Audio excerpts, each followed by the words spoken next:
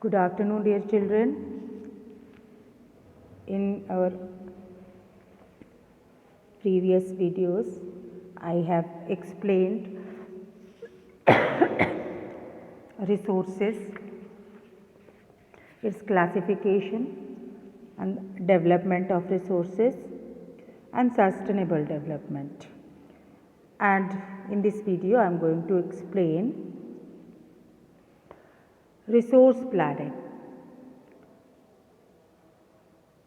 संसाधनों की योजना.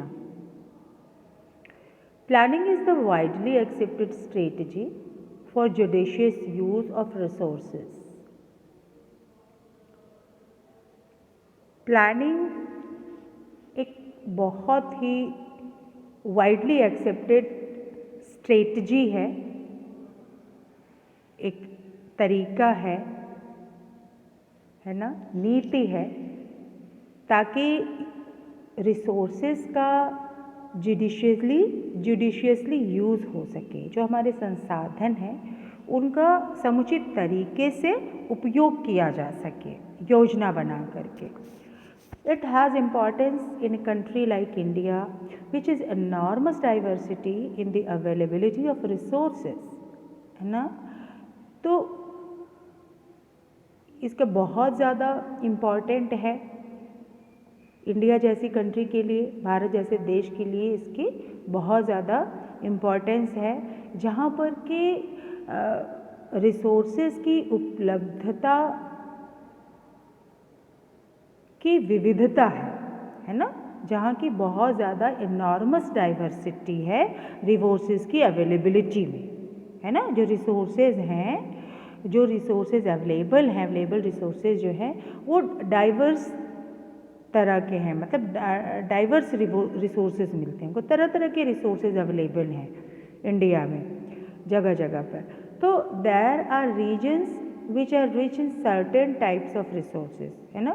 कुछ ऐसे रीजन्स हैं जहाँ पर कुछ विशेष प्रकार के संसाधन उपलब्ध हैं, है ना. कुछ सर्टेन टाइप्स के रिसोर्सेज अवेलेबल हैं, लेकिन वो डिफिशियंट हैं, they are deficient in some other resources, है ना. कुछ विशेष प्रकार के रिसोर्सेज वहाँ हैं, लेकिन कुछ दूसरे तरह के रिसोर्सेज की वहाँ पर कमी है. तो there are some regions which can be considered self sufficient in terms of the availability of resources, and there are some regions which have acute shortage of some vital resources, है ना. तो हम कह सकते हैं कि भाई कुछ ऐसे रीजन्स हैं, है ना, there are regions which are rich in certain types of resources, है ना, जो कि certain कुछ विशेष प्रकार के रिसोर्सेज में वो रिच हैं, लेकिन कुछ दूसरे रिसोर्सेज में वो डिफिशियंट हैं. कुछ रीजन्स हैं, there are some regions which can be considered self sufficient in terms of availability of resources, है ना. कुछ रीजन्स हैं जहाँ पर कि जिनको सेल्फ सफिशिएंट कंसिडर किया जाता है रिसोर्सेज की अवेलेबिलिटी के टर्म्स में, है ना, कि वहाँ पर रिसोर्सेज उपलब्ध हैं. और there are some regions which have acute shortage of some vital resources, है ना. कुछ रीजन्स ऐसे हैं जहाँ पर कि वाइटल रिसोर्सेज की एक्यूट शॉर्टेज है, बहुत ज़्यादा कमी है ना. जो ज़रूरी रिसोर्सेज हैं उनकी कमी है. For example the states of Jharkhand, है ना, Chhattisgarh and Madhya Pradesh are rich in minerals and coal deposits. ठीक है. जो स्टेट्स हैं, है ना, झारखंड, छत्तीसगढ़, मध्य प्रदेश, है ना, तो ये किन रिसोर्सेज में रिच हैं? यहाँ पर मिनरल्स और कोल डिपॉजिट्स बहुत ज़्यादा है. लेकिन Arunachal Pradesh has abundance of water. Arunachal Pradesh में बहुत ज़्यादा पानी है, वाटर रिसोर्सेज बहुत ज़्यादा हैं, but lakhs in infrastructural development. लेकिन यहाँ पर मूल विकास की कमी है, इंफ्रास्ट्रक्चरल डेवलपमेंट की कमी है. The state of Rajasthan is very well endured with solar and wind energy but lakhs in water resources. State जो राजस्थान का स्टेट है ना, वहाँ पर बहुत ज़्यादा प्रचुर मात्रा में सौर और पवन ऊर्जा है ना, सोलर और विंड एनर्जी है, बट वाटर रिसोर्सेज की वहाँ पर कमी है. Okay children, and the cold desert of Ladakh, Ladakh का जो कोल्ड डिज़र्ट है, कोल्ड डिज़र्ट है ना, कोल्ड डिज़र्ट कहा जाता है लद्दाख को, है ना, वो अलग थलग है पूरे देश से। It has very rich cultural heritage, यहाँ पर सांस्कृतिक विरासत तो है, but it is deficient in water, infrastructure and some vital minerals. लेकिन यहाँ पर किस चीज़ की कमी है? पानी की कमी है, इंफ्रास्ट्रक्चर की कमी है, और इसके साथ साथ कुछ ज़रूरी खनिजों की कमी है यहाँ पर, कुछ वाइटल मिनरल्स भी नहीं है यहाँ पर। तो this calls for balanced resource planning at the national, state, regional and local levels. तो इसलिए ज़रूरी है कि कुछ संतुलित, है ना, रिसोर्स प्लानिंग बनाई जा सके, हो सके, है ना, एक बैलेंस्ड रिसोर्स प्लानिंग की ज़रूरत है नेशनल, स्टेट, रीजनल और लोकल लेवल पर। ओके डियर चिल्ड्रन, तो यहाँ पर हमने क्या देखा, है ना, इस टॉपिक में हमने क्या पढ़ा कि planning is widely accepted strategy for judicious use of resources. Resources को जुडिशियली यूज़ करने के लिए प्लानिंग बहुत ज़्यादा ज़रूरी है ना, और जो कि वो वाइडली एक्सेप्टेड स्ट्रेटजी है, इसको सभी लोग उसको एक्सेप्ट करते हैं, है ना, एक रणनीति है, एक रणनीति के तहत जो है प्लानिंग जो है, ताकि रिसोर्सेज को समुचित रूप से उपयोग किया जा सके। So there are some regions which can be considered self-sufficient in terms of resources, and there are some regions which have acute shortage of some vital resources. For example, Jharkhand, Chhattisgarh and Madhya Pradesh. They are rich in minerals, coal fields. Arunachal Pradesh has abundance of water resources but lacks in infrastructural development. है ना? The state of Rajasthan is very well endowed with solar energy and wind energy, but Rajasthan lacks in which type of resources? Water resources. And cold deserts of Ladakh is isolated from the rest of the country, and it is rich in cultural heritage, but it is deficient in water, infrastructure and some vital minerals.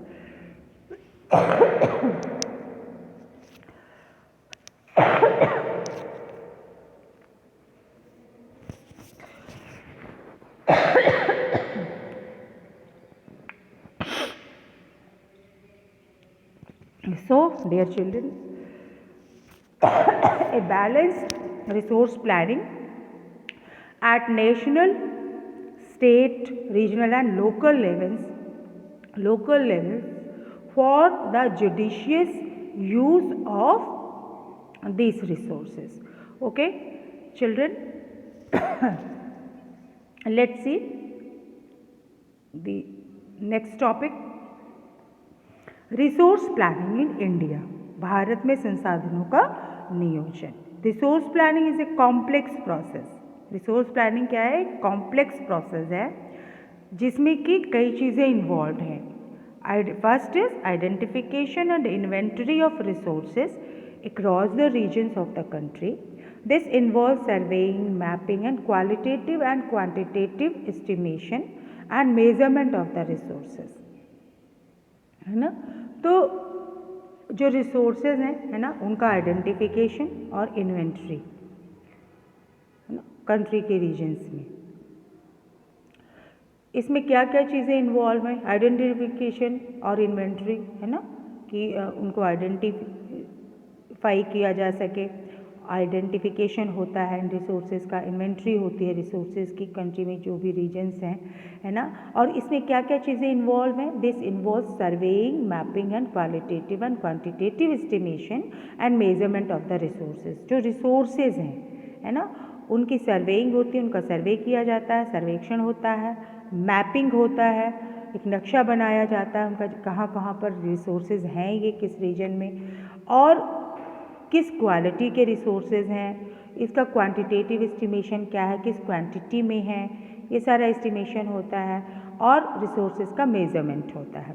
ठीक है, और second step में क्या है, evolving a planning structure endured with appropriate technology skill and institutional setup for implementing resource development plans. फिर इसके बाद second step में क्या होता है, डेवलपमेंट होता है, एक प्लानिंग स्ट्रक्चर डेवलप किया जाता है जिसमें कि एक समुचित तकनीक के साथ और उसके साथ साथ स्किल और इंस्टीट्यूशनल सेटअप होता है ताकि जो रिसोर्स डेवलपमेंट प्लान्स हैं उनको इम्प्लीमेंट किया जा सके। Okay children, and the third step involves matching the resource development plans with overall national development plans, है ना। यहाँ पर जो रिसोर्स डेवलपमेंट प्लान्स होते हैं उनको मैच किया जाता है पूरे जो नेशनल डेवलपमेंट प्लान्स हैं कुल मिला करके, है ना, उनसे इसको मैच किया जाता है। तो India has made concerted efforts for achieving the goals of resource planning right from the first 5-year plan launched after independence. तो इंडिया ने अपने स्वतंत्रता के बाद जो प्रथम पंचवर्षीय योजना थी उसी समय से जो रिसोर्स प्लानिंग है ना, उसके गोल्स को अचीव करने के लिए प्रयास करना शुरू कर दिया था। तो find out what resources are being developed in your surroundings by the community or village panchayats or ward level communities with the help of community participation, है ना। तो यहाँ पर ये चैप्टर में जो भी एक्टिविटीज़ दी गई हैं, एक्टिविटी क्वेश्चन है या फाइंड आउट करने के लिए दिया गया है, तो इसको आपको ये सब करते रहना है, साथ साथ पढ़ने के साथ साथ इसको भी फाइंड आउट करते हुए चलोगे आप। ओके चिल्ड्रन, तो इससे आपको चैप्टर समझ में आता जाएगा ज़्यादा अच्छे से, थॉरोली, है ना, कि भाई आपके सराउंडिंग्स में कौन कौन से रिसोर्सेस, है ना, डेवलप किए गए हैं आपकी कम्युनिटी ने, या आपकी जो विलेज पंचायत्स हैं या वार्ड लेवल कम्युनिटीज़ जो भी हैं, कम्युनिटी पार्टिसिपेशन की सहायता से इसमें पूरी कम्युनिटी के लोगों ने किस तरह से हेल्प की है, पार्टिसिपेट किया है और इसकी वजह से वहाँ पर डेवलपमेंट हुआ है रिसोर्सेज का, इसको आपको फाइंड आउट करना है। Now let's see, the availability of resources is a necessary condition for the development of any region, but mere availability of resources in the absence of corresponding changes in technology and institutions may hinder development, है ना। भाई जो resources की availability है development के लिए वो एक बहुत ही नेसेसरी कंडीशन है ना। किसी भी रीजन का, किसी भी क्षेत्र का अगर विकास चाहिए, विकास करना है, तो उसके लिए ज़रूरी है कि वहाँ पर रिसोर्सेज उपलब्ध हों। लेकिन सिर्फ रिसोर्सेज या संसाधनों की उपलब्धता या रिसोर्सेज की अवेलेबिलिटी ही केवल ज़रूरी नहीं है। In the absence of corresponding changes in technology and institutions में हिंडर डेवलपमेंट, है ना। तो भाई यहाँ पर अगर जो करस्पॉन्डिंग चेंजेस हो रहे हैं टेक्नोलॉजी में, उनकी एब्सेंस इंस्टीट्यूशंस में या कि टेक्नोलॉजी में जो भी बदलाव आ रहे हैं, जो भी परिवर्तन हो रहे हैं, उनकी एब्सेंस में डेवलपमेंट हिंडर हो सकता है ना, रुकावट आ सकती है विकास में। अगर हम बदलते समय के साथ जो भी हमारी तकनीकें जो बदल रही हैं, टेक्नोलॉजी बदल रही है, इंस्टीट्यूशंस में जो चेंज आ रहा है, अगर हम उसको यूज़ नहीं करते, उसके साथ साथ नहीं चलते हैं, तो कहीं ना कहीं जो विकास है, जो डेवलपमेंट है रिसोर्सेज का, उसमें रुकावट आ सकती है, उसमें बाधा उत्पन्न हो सकती है। तो there are many regions in our country that are rich in resources, है ना। हमारी कंट्री में बहुत सारे रीजन्स हैं जो कि रिसोर्स रिच रीजन्स हैं, जहाँ पर के रिसोर्सेज हैं, है ना, but these are included in economically backward regions. लेकिन ये आर्थिक रूप से पिछड़े हुए क्षेत्र हैं। और दूसरी तरफ on the contrary there are some regions which have a poor resource base but they are economically developed, है ना। और इसके विपरीत कुछ रीजन्स, कुछ क्षेत्र ऐसे हैं जहाँ की रिसोर्स बेस पुअर है ना, वहाँ पर संसाधनों की कमी है, but they are economically developed, लेकिन आर्थिक रूप से वो विकसित हैं, है ना, वो क्षेत्र जो है इकोनॉमिकली डेवलप्ड है। तो can you name some resource rich but economically backward regions and some resource poor but economically developed regions, give reasons for such a situation, है ना। तो आप क्या कुछ ऐसे रिसोर्स रिच और इकोनॉमिकली बैकवर्ड रीजन्स के नाम बता सकते हैं, और कुछ रिसोर्स पुअर, है ना, और इकोनॉमिकली डेवलप्ड रीजन्स हों? तो आप ऐसी सिचुएशन के लिए रीजन्स क्या हैं, है ना, उसको भी आपको बताना है। ओके चिल्ड्रेन, ये सब आप अपनी कॉपी में करते जाइएगा। The history of colonization reveals that rich resources in colonies were the main attractions for the foreign invaders। जो हिस्ट्री है कॉलोनाइजेशन की, है ना, औपनिवेशिक काल की हिस्ट्री, जब उस समय ब्रिटिश रूल था इंडिया में, है ना, हम एज ए कॉलोनी थे ब्रिटिश की, है ना, ब्रिटेन की, तो वो रिवील करती है ना, कि जो रिच रिसोर्सेस थे कॉलोनीज़ में, है ना, कॉलोनीज़ के रिच रिसोर्सेस फॉरेन इन्वेडर्स के मेन अट्रैक्शन थे। भाई जो विदेशी आक्रमणकारी थे, है ना, फॉरेन इन्वेडर्स जो थे, है ना, उनका मेन अट्रैक्शन क्या था, इंडिया वो क्यों आए, या फिर जो कॉलोनीज़ हैं, है ना, वो कॉलोनीज़ में क्यों गए, कॉलोनीज़ में जो रिच रिसोर्सेस थे कॉलोनीज़ में, उससे वो अट्रैक्ट होते थे। जो इन्वेडिंग कंट्रीज़ थी, जो इन्वेडिंग फॉरेनर्स थे, है ना, तो वो कॉलोनीज़ के रिसोर्सेस से अट्रैक्ट होकर ही वहाँ पर आते थे। तो it was primarily the higher level of technological development of the colonizing countries that helped them to exploit resources of other regions and establish their supremacy over the colonies, है ना।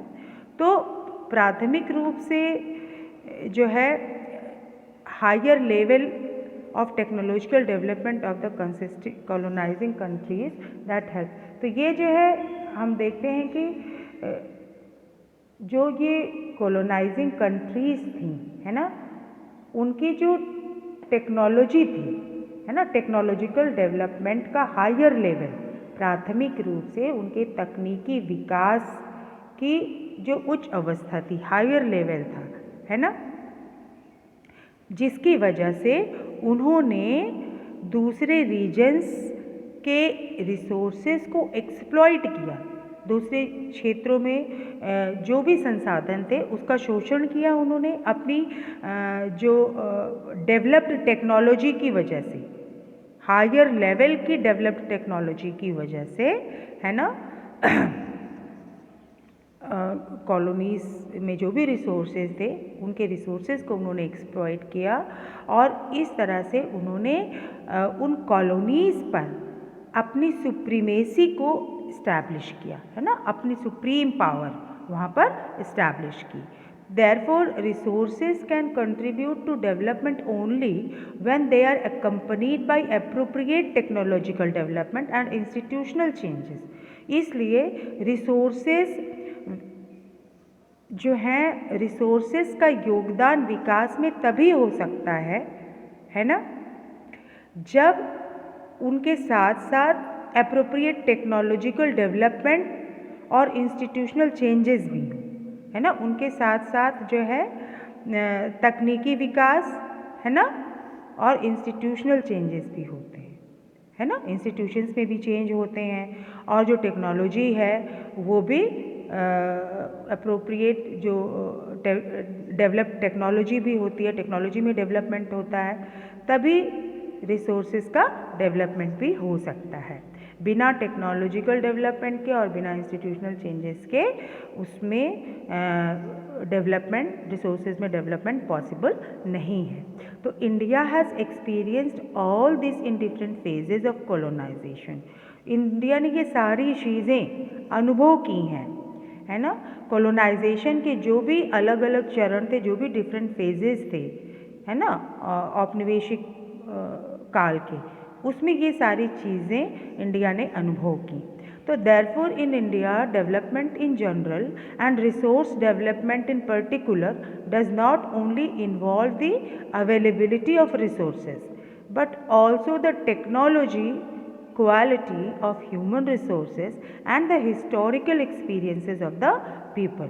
इसलिए इंडिया में इन जनरल हम कह सकते हैं कि जो डेवलपमेंट है और जो रिसोर्स डेवलपमेंट है इन पर्टिकुलर, तो उसमें सिर्फ रिसोर्सेज की अवेलेबिलिटी ही इन्वॉल्व नहीं है, बल्कि इसके साथ साथ टेक्नोलॉजी और ह्यूमन रिसोर्सेज की क्वालिटी और उसके साथ ही जो लोगों का हिस्टोरियल एक्सपीरियंस है, ऐतिहासिक अनुभव जो है, उसका भी इन्वॉल्वमेंट होता है ना। तो हम कह सकते हैं कि भाई रिसोर्स डेवलपमेंट के साथ साथ, है ना, रिसोर्स डेवलपमेंट तभी हो सकता है जब उसमें अवेलेबिलिटी हो रिसोर्सेज की, ठीक है, इसके साथ साथ टेक्नोलॉजी भी हो और ह्यूमन रिसोर्सेज की क्वालिटी, मतलब जो ह्यूमन रिसोर्सेज हैं वो क्वालिटेटिव हो, है ना, स्किल्ड हो, है ना, ट्रेंड हो, और इसके साथ ही